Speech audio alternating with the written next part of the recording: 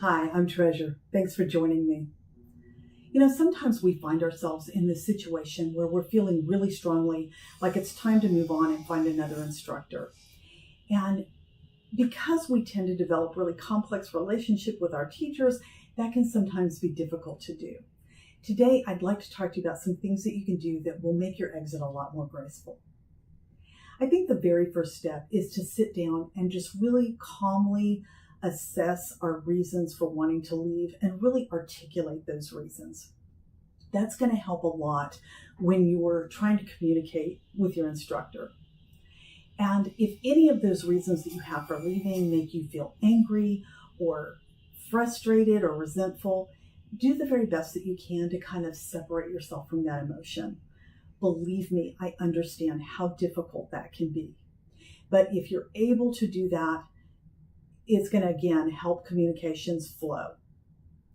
Something that's helped me with that is to just think of it like a party. If the party ends, you're not angry at the host because the party's over. You're not resentful because the party ended. The party just ended and it's time to move on. So talk to yourself and do what you can to kind of let go of all of that. Now let's talk a bit about when. When do we have this conversation?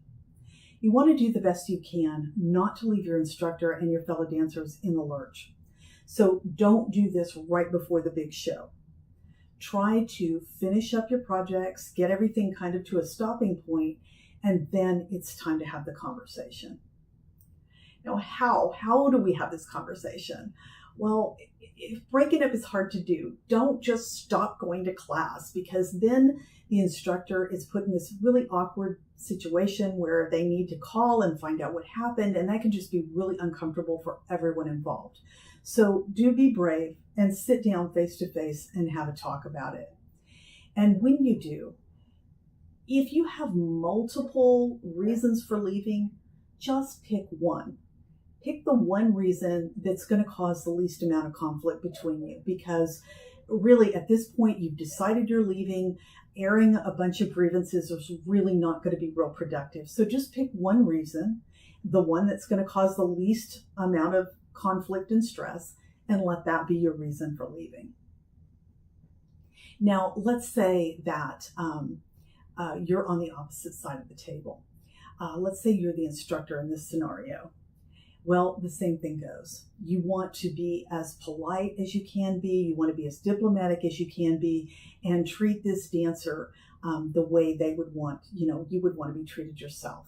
Because as unlikely as this may seem right now, this dancer may decide in the future to come back to your studio.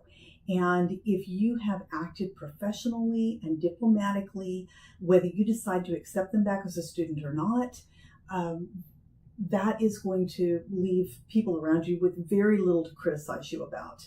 And that is like the best place to be. So just be as diplomatic as you can be. And remember, dancers, that's, again, as unlikely as this may seem, you may want to come back someday, or you may be the instructor someday.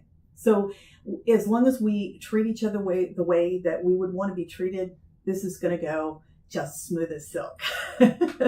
So thank you again for joining me. I hope this video has been helpful to you, and I hope to see you in the next video.